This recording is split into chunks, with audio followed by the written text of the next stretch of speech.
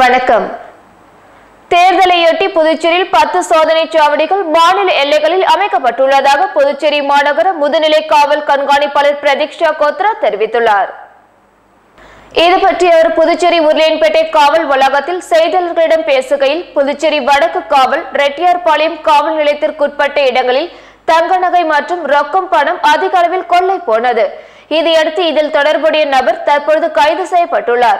மேலும் அந்த நபரிடமிருந்து 4,35,000 மதிப்பிலான நகைகள் மற்றும் ரொக்க பணமும் பறிமுதல் செய்யப்பட்டுள்ளது. புதுச்சேரியில் தேர்தலையொட்டி 23 சிறப்பு படைகள் அமைக்கப்பட்டுள்ளது. பண பரிமாற்றம், மது கடத்தல் போன்றவற்றை தடுக்க காவல்துறை அனைத்து முன்னெச்சரிக்கை நடவடிக்கைகளும் எடுத்து வருகிறது. தற்பொழுது புதுச்சேரியில் பல்வேறு இடங்களில் காவல்துறையினர் மாவட்ட நிர்வாகத்தினருடன் இணைந்து அதிரடி சோதனையில் ஈடுபட்டு வருகின்றனர். சந்தேகப்படும் ரவுடிகள் குண்டர் தடுப்பு சட்டத்தின் கீழ் கைது செய்யப்பட்டு வருகின்றனர்.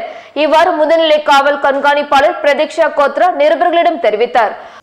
For rowdies, what we are doing is we are taking the preventive actions wherever it is needed. There are Gundas Act proposals. If you must be knowing, under Gundas Act, a person can be arrested and can be sent to the jail for a year. So we are also identified the people and we have prepared Gundas Act against them. That if you want, we can share the list with you. Gundas Act, we have been arresting. The exercise has been placed since November itself. It is not, yes, we have made, that's what I'm saying. I can share the list with you and we are in the process also.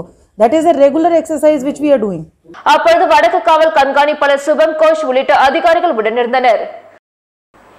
தேர்தல் எதிரொலியால் புதுச்சேரி மாநில அரசின் உயர் அதிகாரிகள் அதிரடியாக இடமாற்றம் செய்யப்பட்டுள்ளனர். இதற்கான உத்தரவை துணைநிலை ஆளுநர் தமிழிசை சவுந்தரராஜன் பிறப்பித்துள்ளார். புதுச்சேரியில் உயர் அதிகாரிகள் 2 பேர் அதிரடியாக பணியிட மாற்றம் செய்யப்பட்டுள்ளனர். மேலும் அரசு உயர் அதிகாரிகள் 8 பேருக்கு கூடுதல் பொறுப்பும் வழங்கப்பட்டுள்ளது. புதுச்சேரி அரசின் உயர் கல்வித்துறை இயக்குநராக இருந்த YLN ரெட்டி தற்பொழுது தொழில்துறை இயக்குநராக பணியிட மாற்றம் செய்யப்பட்டுள்ளார். மேலும் மாநில அரசின் தொழில்துறை இயக்குநராக இருந்த பிரியதர்ஷினி சுற்றுலாத்துறை இயக்குநராக பணியிட மாற்றம் செய்யப்பட்டுள்ளார். மேலும் 8 உயர் அதிகாரிகளுக்கு கூடுதல் பொறுப்பும் அளிக்கப்பட்டுள்ளது. இதற்கான உத்தரவை புதுச்சேரி மாநில துணைநிலை ஆளுநர் தமிழிசை சவுந்தரராஜன் பிறப்பித்துள்ளார். புதுச்சேரியில் ஓராண்டுக்கு பிறகு அரசு பள்ளிகளில் தற்பொழுது முதல் மீண்டும் மதிய உணவு திட்டம் தொடங்கப்பட்டுள்ளது. அதனை துணைநிலை ஆளுநர் தமிழிசை சவுந்தரராஜன் நேரில் சென்று ஆய்வு செய்தார். புதுச்சேரியில் கடந்த ஆண்டு மார்ச் மாதம் கொரோனா பொது முடக்கத்தால் அரசு பள்ளிகளில் வழங்கப்பட்டு வந்த மதிய உணவு நிறுத்தப்பட்டது. இதனை அடுத்து நீண்ட இடைவெளிக்கு பிறகு பள்ளிகளில் மதிய உணவு வழங்க துணைநிலை ஆளுநர் தமிழிசை சவுந்தரராஜன் நடவடிக்கை எடுத்தார். அதன்படி தற்போது முதல் அரசு பள்ளிகளில் மதிய உணவு வழங்கப்படுகிறது. இதனை துணைநிலை ஆளுநர் தமிழிசை சவுந்தரராஜன் ஆளுநரின் ஆலோசகர்கள் சந்திரமௌலி, மகேஸ்வரி ஆகியோருடன் நேரில் சென்று புதுவை கழுத்தீர்த்தால் குப்பம் அரசு மேல்நிலை பள்ளியில் மதிய உணவு வழங்குவதை பார்வையிட்டார்.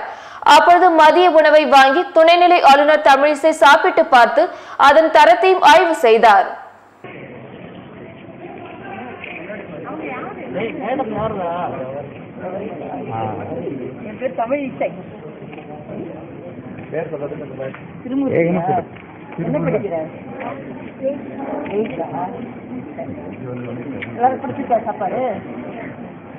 புதுச்சேரி மக்களுக்கான திட்டம் என்பதால் சட்டப்பேரவை வளாகத்தில் கூட்டம் நடத்தப்பட்டது என்றும் 9, 10 மற்றும் 11ஆம் வகுப்புகளுக்கு தேர்தலுக்கு பின்பு தேர்வுகளை ஒத்திவைக்க ஆலோசனை நடைபெற்று வருகின்றது எனவும் துணைநிலை ஆளுநர் தமிழிசை சவுந்தரராஜன் தெரிவித்துள்ளார்.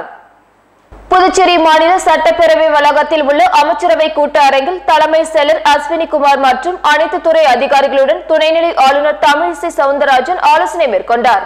இந்த ஆலோசனைக்கு பிறகு செய்தியாளர்களை சந்தித்த அவர், புதுச்சேரியில் நடைபெறும் திட்டங்கள் குறித்து இந்த கூட்டத்தில் ஆலோசிக்கப்பட்டது.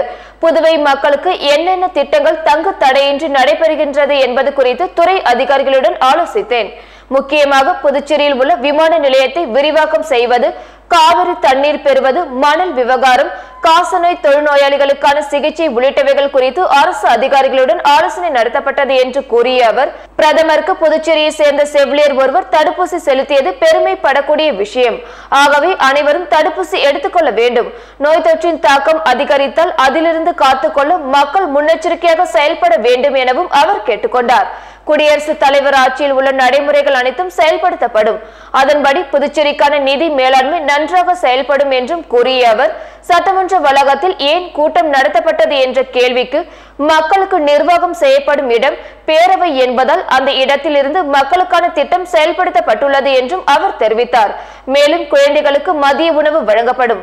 அது மட்டுமின்றி குழந்தைகளுக்கு காலையில் வழங்கப்படும் பால் வரும் 2ஆம் தேதி முதல் வழங்கப்படும் என்றும் கூறிய அவர் 9, 10 மற்றும் 11ஆம் வகுப்புகளுக்கு தேர்தலுக்கு பிறகு தேர்வுகளை ஒத்திவைக்க ஆலோசனை நடைபெற்று வருகின்றது என்றும் துணைநிலை ஆளுநர் தமிழிசை சவுந்தரராஜன் நிருபர்களிடம் தெரிவித்தார். பொது விநியோகத்தில் அவர்களுக்கு நேரடி பண பரிமாற்றம் மூலமாக அவர்களுக்கு கிடைக்க வேண்டிய பலனெல்லாம் கிடைக்கிறதா என்பதை முழுவதுமாக அலசி ஆராய்ந்தது. ஆக இதுபோல மக்களுக்கு வேண்டிய உதவிகள் எல்லாம் கிடைக்கிறதா என்பதை தெளிவாக ஆராய்ந்து அதில் நடைபெற வேண்டிய நடைமுறைகளை எல்லாம் இன்று வகுத்து கொடுத்திருக்கிறோம். ஆனால் எனக்கு ஒன்று கவலை அளிக்கக்கூடியதாக இருக்கிறது. பக்கத்து மாநிலங்களெல்லாம் கரோனா அதிகரித்து வருகிறது. ஆனால் இன்று பொதுமக்கள் எடுத்துக்கொள்வது சதவீதம் மிக குறைவாகவே இருந்திருக்கிறது. அதனால் நான் ஒரு ஆளுநராக, துணைநிலை ஆளுநராக மட்டுமல்ல மருத்துவராகவும் எல்லோரிடமும் வேண்டி கேட்டுக்கொள்வது, கரோனா இன்றும் நம்மை விட்டு போகவில்லை. கரோனா என்று வேண்டுமானாலும் நம்மை தாக்கலாம். அதைத்தான் இன்று நாம் அதிகாரப்பூர்வமாக மற்ற மாநிலங்களில் பார்த்து கொண்டிருக்கிறோம். மற்ற மாநிலங்களில் கரோனா இல்லாமல் போனதை போன்ற ஒரு தோற்றம் வந்தது. இப்போ திடீரென்று வந்து கொண்டிருக்கிறது. இதனால் தான் தடுப்பூசி தேவை. அதனால் தயவு செய்து அனைவரும் தடுப்பூசி எந்தவித சுணக்கமும் இல்லாமல் தயக்கமும் இல்லாமல் 60 வயதிற்கு மேற்பட்டவர்கள் அத்தனை பேரும் தடுப்பூசி எடுத்துக்கொள்ள வேண்டும். குழந்தைகளுக்கு ஏற்கனவே இருந்து கொண்டிருந்த மதிய உணவு திட்டம் இடையில் கரோனா காலத்தில் நிறுத்தப்பட்டிருந்தது. இன்றிலிருந்து 2440 குழந்தைகள் மதிய உணவை எடுத்திருக்கிறார்கள். அவர்களெல்லாம் மகிழ்ச்சியாக அதை பகிர்ந்திருக்கிறார்கள். அதே போல காலையில் பால் கொடுக்கப்படுவது நிறுத்தப்பட்டிருந்தது. நாளையிலிருந்து காலையில் பால் கொடுக்கப்படுகிறது. குழந்தைகளுக்கான படிப்பிற்கான அத்தனை ஊக்கமும் கொடுக்கப்படுகிறது என்பதையும் தெரிவித்துக் கொள்கிறேன். வரும் 3ஆம் தேதி முதல் புதுச்சேரியில் 1ஆம் வகுப்பு முதல் 12ஆம் வகுப்பு வரை அரசு மற்றும் தனியார் பள்ளிகள் முழு நேரம் இயங்கும் என பள்ளி கல்வித்துறை அறிவித்துள்ளது. நாடு முழுவதும் கொரோனா நோய் தொற்று பரவிய சூழலில் கடந்த ஆண்டு மார்ச் 24ஆம் தேதி முதல் அனைத்து அரசு மற்றும் தனியார் பள்ளிகள் விடுமுறை அறிவிக்கப்பட்டு மூடப்பட்டது. இந்நிலையில் கொரோனா நோய் தொற்றின் தாக்கம் குறைந்ததை அடுத்து கடந்த சில மாதங்களுக்கு முன்பு புதுச்சேரியில் பள்ளிகள் திறக்கப்படும் என அறிவிக்கப்பட்டு அனைத்து வகுப்புகளுக்கும் பாடம் நடத்தப்பட்டது. நோய் தொற்று பரவாமல் தடுக்கும் வகையில் சுழற்சி முறையில் மாணவர்கள் காலை 8:30 மணி முதல் 1 மணி வரை வகுப்புகள் நடத்தப்பட்டு வந்தது. இந்நிலையில் வரும் 3ஆம் தேதி முதல் 1ஆம் வகுப்பு முதல் 12ஆம் வகுப்பு வரை அனைத்து அரசு மற்றும் தனியார் பள்ளிகளும் முழு நேரம் இயக்கப்படும் என புதுச்சேரி மாநில பள்ளி கல்வித்துறை சார்பில் அறிவிக்கப்பட்டுள்ளது குறிப்பிடத்தக்கது. புதுச்சேரி மாணவிக்கு பாலியல் தொல்லை கொடுத்த தொழிலாளிக்கு 5 ஆண்டுகள் சிறை தண்டனை கொடுத்து சென்னை நீதிமன்றம் பரபரப்பு தீர்ப்பு வழங்கியுள்ளது. புதுச்சேரி திருபுவனை PS பாளையம் அரசு பள்ளியில் சந்தை புதுக்குப்பத்தை சேர்ந்த பரமசிவம் என்பவர் துப்புரவு பணியாளராக வேலை செய்து வந்தார். இந்நிலையில் அவர் கடந்த 2016ஆம் ஆண்டு பள்ளிக்கு வந்த +1 மாணவி ஒருவருக்கு பாலியல் தொந்தரவு கொடுத்துள்ளார். இதனை அந்த மாணவி தனது பெற்றோரிடம் தெரிவித்துள்ளார். இதையடுத்து பாதிக்கப்பட்டவர்கள் உடனடியாக புதுச்சேரி திருபுவனை போலீசில் புகார் தெரிவித்தனர். இதன் தொடர்ச்சியாக போலீசார் போக்சோ சட்டத்தின் கீழ் பரமசிவத்தை கைது செய்து சிறையில் அடைத்தனர். இந்நிலையில் இது தொடர்பான வழக்கு சென்னை உயர்நீதிமன்றத்தில் நடந்து வந்தது. தொடர்ந்து இந்த வழக்கு நீதிபதி வேல்முருகன் முன்னிலையில் விசாரணைக்கு வந்தது. இதில் குற்றச்சாட்டு உறுதியானதால் பரமசிவத்திற்கு 5 ஆண்டுகள் சிறை தண்டனையும் 10,000 ரூபாய் அபராதமும் அவற்றை செலுத்த தவறினால் மேலும் 1 ஆண்டு சிறை தண்டனை அனுபவிக்க வேண்டும் என நீதிபதி தீர்ப்பளித்தார். மேலும் பாதிக்கப்பட்ட மாணவிக்கு புதுச்சேரி அரசு 2 லட்சம் ரூபாய் இழப்பீடு கொடுக்க வேண்டும் என்றும் நீதிமன்றம் உத்தரவிட்டுள்ளது. முன்னதாக இந்த வழக்கு புதுவை சிறப்பு நீதிமன்றத்தில் எடுத்துக் கொள்ளப்பட்டு பரமசிவம் குற்றவாளி இல்லை என தீர்ப்பு வழங்கியது குறிப்பிடத்தக்கது. சொத்துக்காக தனது தாயை வீட்டிற்குள் வைத்து பூட்டிய சம்பவம் புதுச்சேரி கருவடிக்குப்பம் பகுதியில் பெரும் அதிர்ச்சி ஏற்படுத்தியுள்ளது. புதுச்சேரி கருவடிக்குப்பம் மேட்டுத்தெருவை சேர்ந்தவர் முனுசாமி. இவரது மனைவி காளியம்மாள். 65 வயதான இவர் கணவனை இழந்தவர் ஆவார். இவருக்கு 4 மகள்கள் 1 மகன் உள்ளனர். இவர்கள் அனைவரும் திருமணமானவர்கள். இந்நிலையில் காளியம்மாள் தனது கடைசி மகளான செல்வியின் பராமரிப்பில் இருந்தார். அப்பொழுது தனது பெயரில் உள்ள சொத்துக்களை பிரித்து எழுதி தருமாறு காளியம்மாளிடம் அவரது பிள்ளைகள் கேட்டு வந்துள்ளனர். இந்நிலையில் கடந்த 23ஆம் தேதி செல்வி வீட்டில் தனியாக இருந்த காளியம்மாளிடம் மகள் முனியம்மாள், மகன் பத்மநாபன் மற்றும் உறவினர்கள் தகராறு செய்து வீட்டிற்குள் வைத்து பூட்டியுள்ளனர். இதையடுத்து தனது வீட்டிற்கு திரும்பி வந்த செல்வி தனது தாய் அறை ஒன்றில் பூட்டியிருந்ததை கண்டு அதிர்ச்சி அடைந்தார்.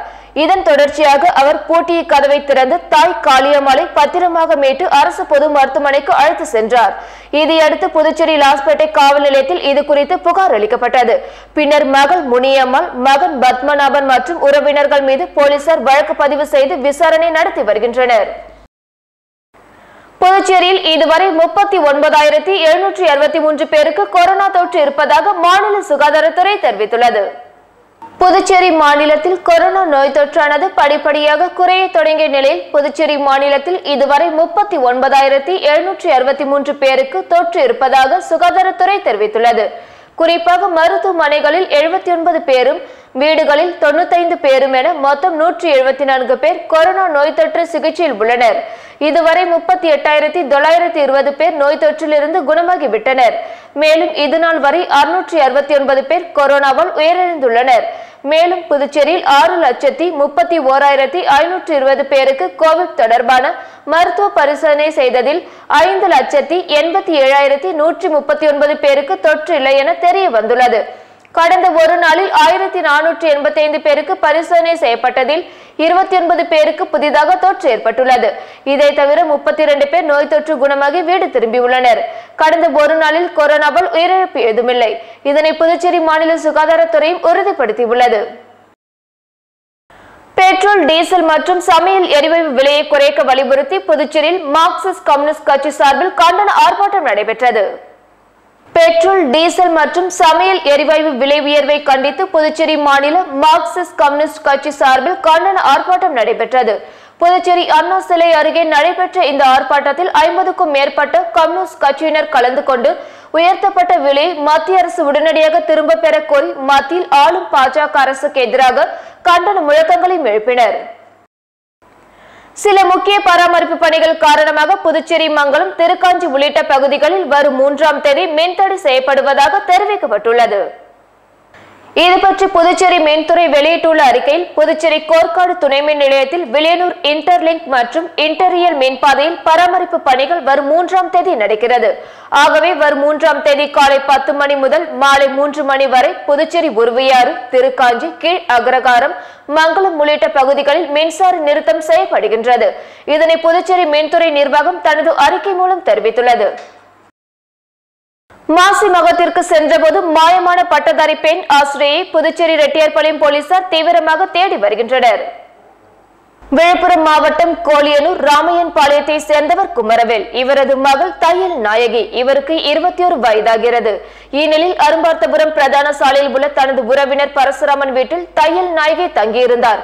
கடந்த 27ஆம் தேதி நடந்த மாசிமகம் திருவிழாவிற்கு சென்று ஆசிரியை தையல் நாயகி பின்னர் வீடு திரும்பவில்லை. இதையடுத்து அவரது குடும்பத்தினர், உறவினர் வீடுகளில் தேடியும் தையல் நாயகி கிடைக்கவில்லை.